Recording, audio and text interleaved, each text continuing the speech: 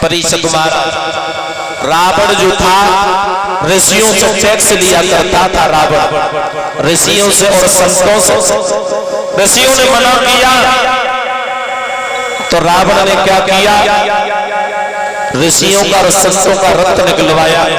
उसी समय संतों ने कहा, हे रावण, तू हमारा रक्त लेकर के जा रहा है, लेकिन इसी रक्त से तेरा विनाश होगा। बोल गोविंद भगवान की। रावण लेकर के जैसे अपने घर में आया ऋषियों का रक्त, मंदोदरी ने पूछा इसके अंदर क्या है, तो रावण कहने लगा इसके अंदर विष है, जो पिएगा वो मर जाएगा। इतने शब्द कहने के बाद में रावण चला जाता है। परीक्षित महाराज, रावण जब चला जाता है, मंदोदरी ने मन में विचार किया, मेरा पिया पराई स्त्रियों के साथ में छल कपट करता है, ऐसा न करो मैं विष पी लूं, न रहेगा बांस न बजेगी।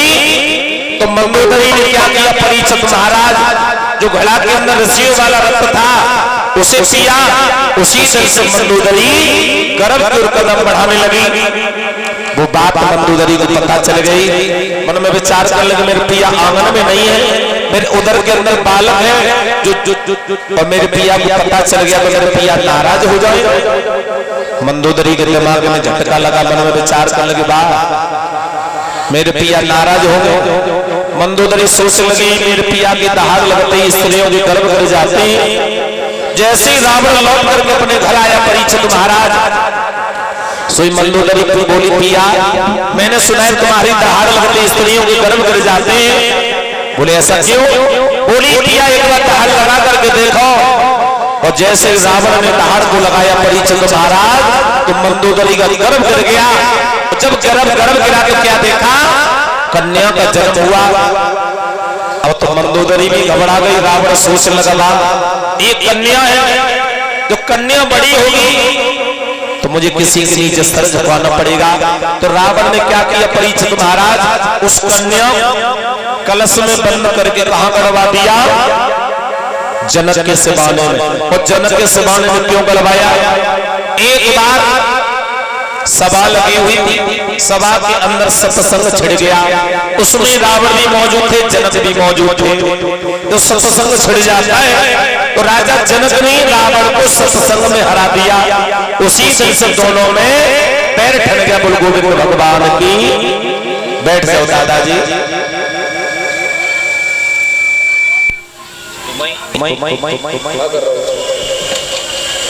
तुम्हें को अच्छे श्रोताओं से खड़े है जाता हूं। हमारे दादाजी बड़े मन से कथा श्रवण करते हैं। आज 4 दिन हो गए कथा श्रवण करते हुए। हेलो। अब परीक्षित महाराज जैसे जनक के सिवाने में रावण ने गड़वाया, उसी दिन से जनकपुरी पर सूखा पड़ना। जब सूखा पड़ने लगी, अब तो राजा जनक मैया सुने ना, सभी प्रवासी बड़े व्याकुल हैं, बड़े परेशान हैं। तो राजा जनक ने क्या किया, अपने आंगन में ऋषियों को बुलवाया। ऋषियों को बुलवाया।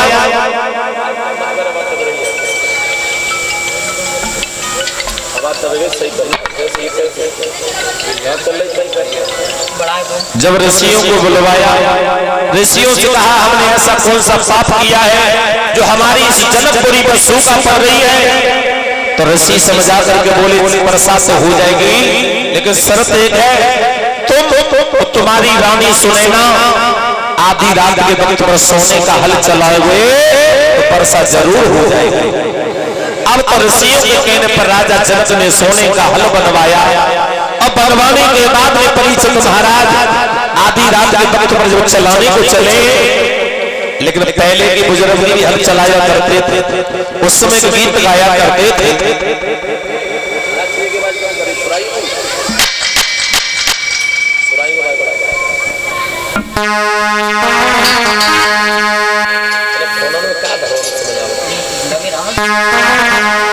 राजा जनक मैया सुनी ना, सोने का हल चला रहे, उस समय गीत गा रहे। सही वक्त बोलेंगे कि राजा जनक बने हरा दे तो बेल बनाए लगा।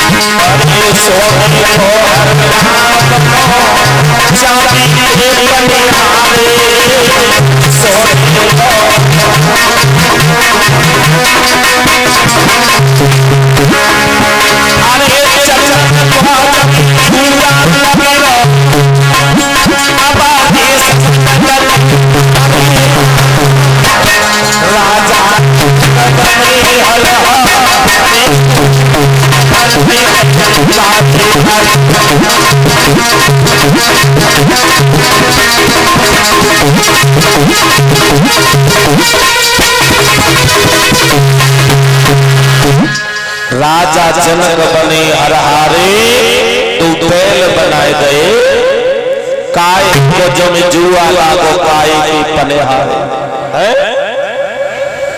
राजा जनक मैया सुने ना, आधी रात का वक्त है, सोने का हल लेकर के चले हैं, लेकिन परीक्षित महाराज भगवान की लीला ही कुछ और है। आधी रात के वक्त मैया सुने ना उस हल को खींच रही है, राजा जनक दबा रहे हैं, लेकिन आज भी मैंने देखा है जब सूखा पड़े परीक्षित महाराज तो हमारी माता बहना भी हर चलाने जाती हैं। सूखा पड़े तो हल चलाए, वर्षा हो जाए, और ज्यादा वर्षा हो तो न जाने कौन सा टूटुआ करे या वर्षा बंद हो जाए। क्यों परीक्षित महाराज सही कह रहे हैं। अब आधी रात के वक्त पर चले हैं, लेकिन हुआ क्या कि हर की पहली हरैया अब सीता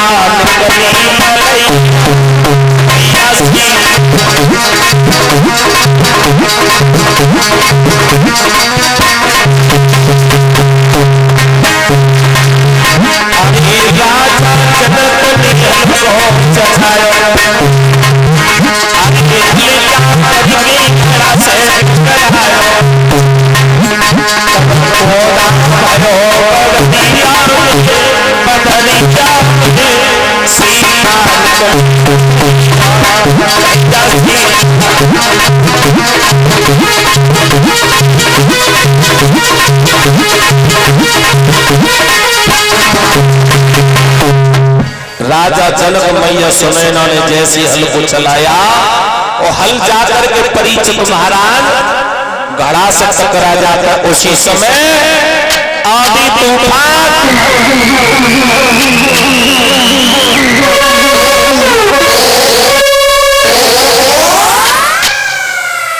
घनघोर वर्षा होने लगी। राजा जनक मैया सुनैना और ऋषि बड़े खुश है कि जनकपुरी पर वर्षा हो रही है।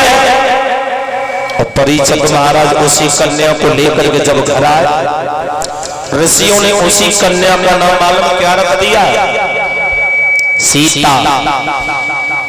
लेकिन परीक्षित महाराज थोड़ी सी शंका पैदा होती है, उस बेटी का नाम सीता ही क्यों रखा? नाम तो कुछ और रख जाता, लेकिन कुछ प्रमाण